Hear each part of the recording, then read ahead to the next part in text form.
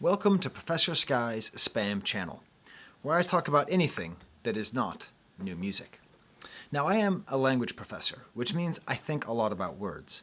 And I study hip-hop music, and I have teenage kids. So I think a lot about grammar, and I think a lot about vocabulary. I think a lot about slang. And so what I want to do today is provide my input as a Generation Xer, or Boomer, if you will, and as somebody who studies language, and take words like lit and yeet and W and simp and try to give you my thoughts on them. I'm going to condemn some of them. I'm going to end this whole thing with a crazy rant that my wife really encourages me not to go into because I just sound like such an old man. But I'm going to do it. However, I want to do it in an academic way because, after all, I am an academic. And I want to focus this on the context and the idea of usage. You see, there's a couple different ways of thinking about language and how to study it. If we sort of break it down in the most general way, there is prescriptive and descriptive. So prescriptive grammar means that there are rules and you have to follow them, okay? And that's just a very particular way of studying language and of trying to enforce grammar rules. Then there is descriptive grammar, which looks at what people do, looks at what people say, how they write, how they think, and describes it, and then tries to use that as the basis of the rule. French has a kind of complicated relationship between these two things. Going back to the Renaissance, Montaigne famously wrote that those who want to fight usage with grammar are making a fool of themselves. But I'm more interested in the next century, in the 17th century, and the works of this guy, Vaugelas. I have a picture of him back there as well. You see, he was obsessed with usage, and he wrote an entire book called The Remarks on Usage. And that's a bad translation, but you can look it up. And what he tried to do was he tried to describe usage. So he's sort of doing a combination between prescriptive and descriptive grammar. So he would describe what he thought was good usage, and then prescribe that as the rules for the language. Okay, so basically saying, this is how some people talk and it's bad, don't talk like that. This is how some people talk and it's good, this is the way you should talk. It is both prescriptive and descriptive at the same time. Now, he had very bizarre criteria, bizarre by modern standards, for what made for good usage. It was in particular a particular part of the best part of the crème de la crème of the French court. But what was interesting was he was a lot more permissive than a lot of other people back then who were writing about grammar. He was a lot more permissive of new words, neologisms. He was a lot more permissive of some changes than other people were. But he was very insistent about avoiding bad usage, which applied to a lot of new words, but also to basically all regional terms and anything that obscured meaning. Anything that made it complicated to know what was being said. So I want to be the Vaugelas of Zoomer slang, okay? I want to tell you what I think is good usage and bad usage. Now, I want to say, first of all, I love slang. I do. So I largely approve of most of the words I'm going to be talking about here. Let's take some examples. The rise of the term stan is very useful. There's no term that really accurately describes the kind of asymmetrical fandom, the kind of parasocial relationship taken to its extreme. You know, you can be a fanatic of someone or a fan of them, but stan implies a certain amount of emotional investment and emotional deregulation that is perfect. That is a Zoomer word which works perfectly. In a similar way, yeet, in its like 50 different meanings, is great because it's able to express enthusiasm and a kind of disrespect for logic which doesn't have really any other meaning in any other word. For describing music, I find it fascinating that most good songs are divided into vibes and bops. Bop I find a little bit of an annoying term, but I like it as it relates to the term vibe. I think vibe is a very important word. The more that I'm learning about new music, I'm learning about young people, the more I understand that vibe is an essential element of modern youth culture. Because modern youth culture is so fractured, because it is so dependent on screens and constant communications and a barrage of information, increasing pressures, increasing access to things that make you anxious, the need to vibe is much higher. So when I think about, how do you combat the world? How do you combat this stress? Well, some people self-medicate and they really hurt themselves with drugs, but you don't need to do that. You can just find music that's a vibe and just relax. Like a vibe in that sense, not the vibe in terms of like someone's vibes, which has existed forever, but music as being a vibe implies a certain amount of relaxation that is sorely needed for people today. A borderline word between good usage and bad usage is sus. Part of what makes language interesting is we have to keep reinventing the wheel. We have to come up with new terms for the same thing over and over again. Every sexual act has to have a new way to describe it every 100 years, or else we would just all fall apart. I don't know what it is, right?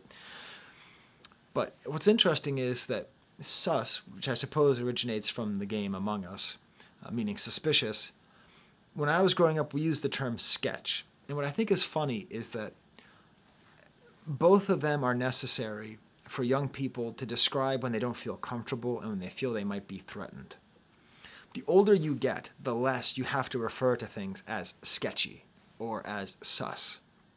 So I like sus in that way that it because it started digitally, it started in the digital domain, I think it's more useful as a term. Because it can exist as a way to describe being in a sketchy digital situation as well. Now, most slang is used to describe things that are good or bad. Just different ways of saying good or bad. So I'm going to take my shot on describing some things and sort of giving my thumbs up or thumbs down on the usage of these terms.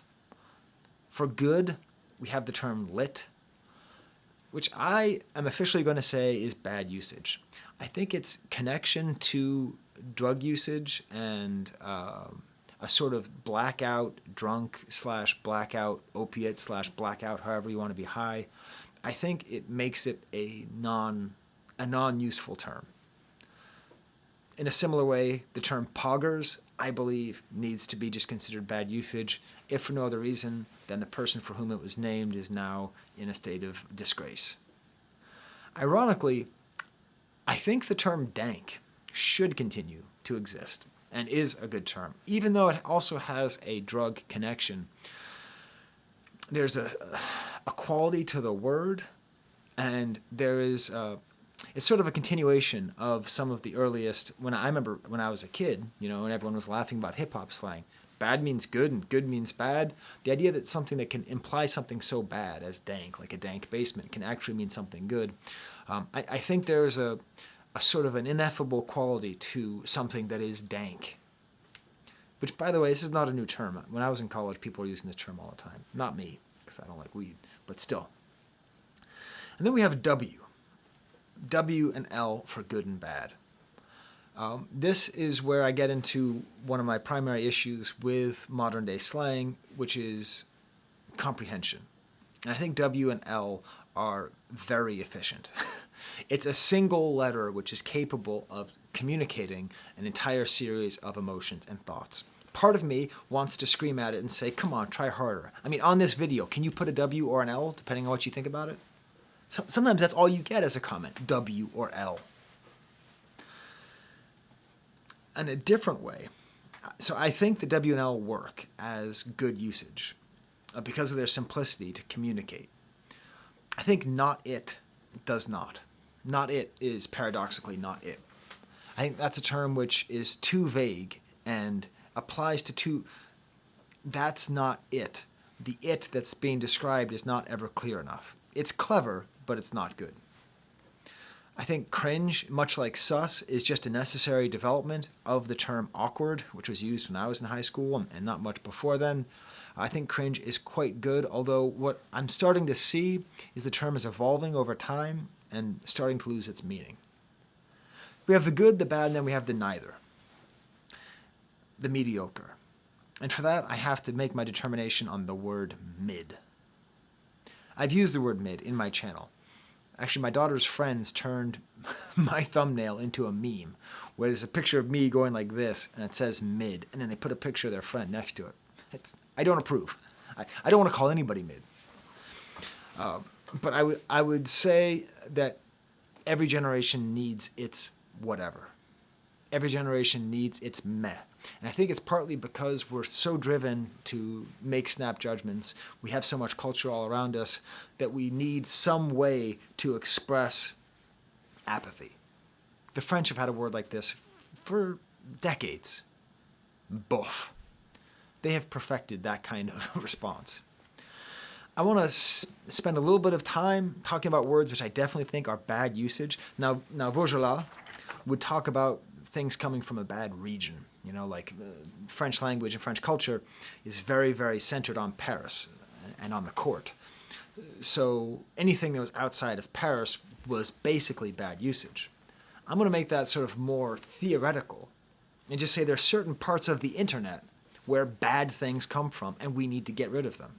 Anything that comes from 8chan, anything that comes from that whole world of neo-Nazis and edgelords, we should never use it. And in a similar way, anything that comes from the manosphere, from men's rights movements, alpha, beta, sigma, cuck, all these terms come from very bad people with very bad intentions, and I hear good people with good intentions using this vocabulary.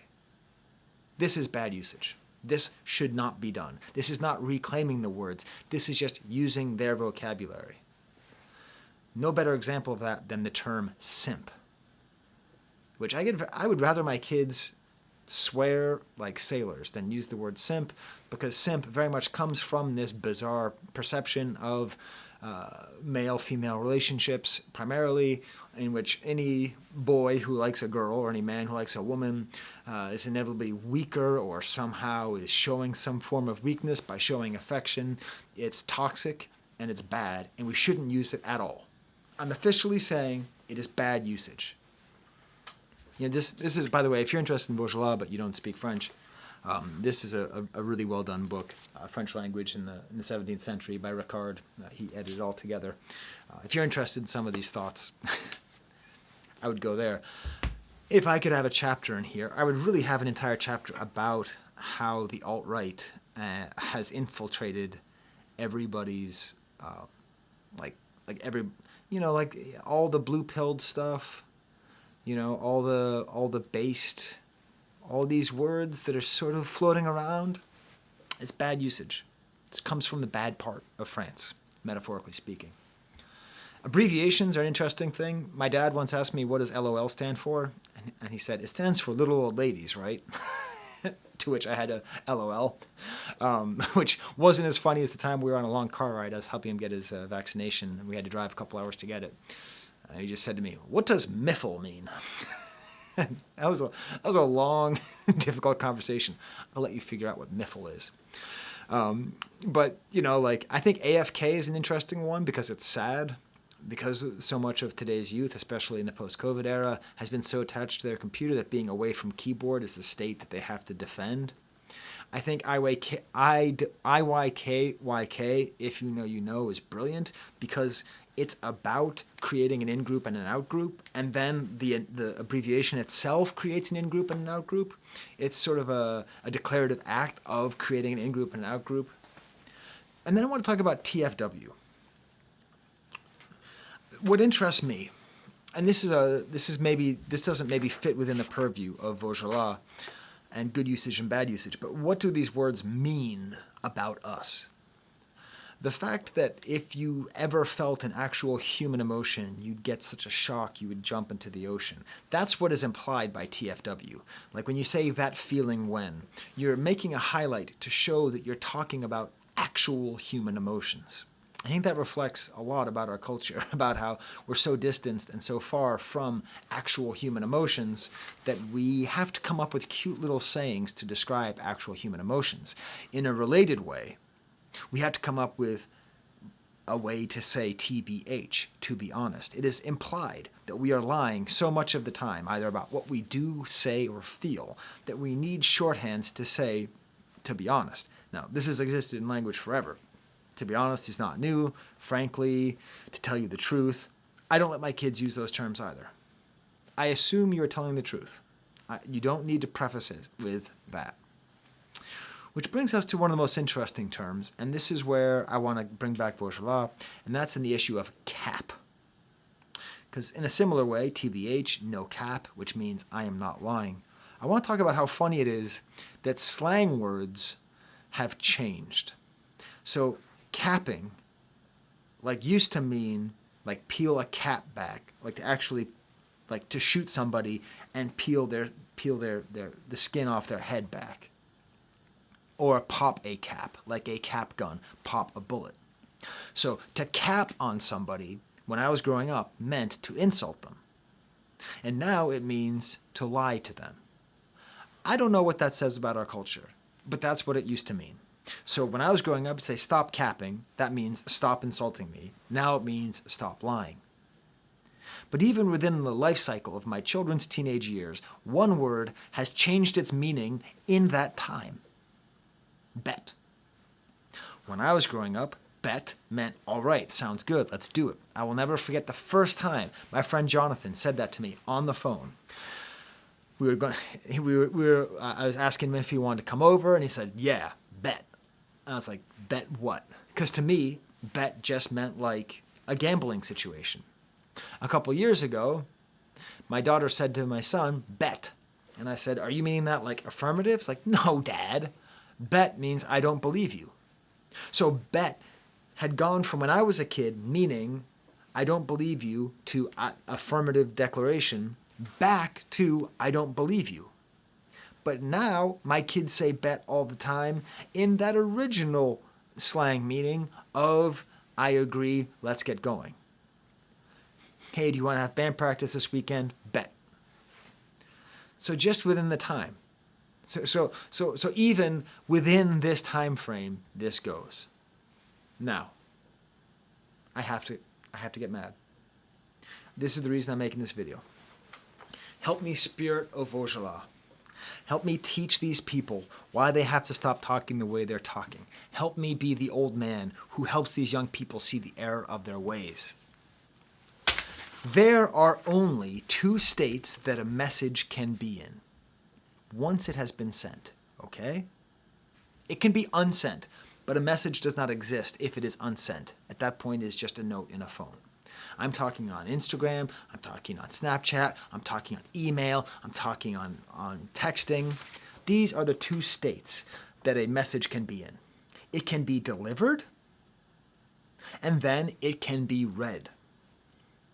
It drives me crazy on a level which you cannot believe that now in current parlance, in current slang, the term for read is ONREAD.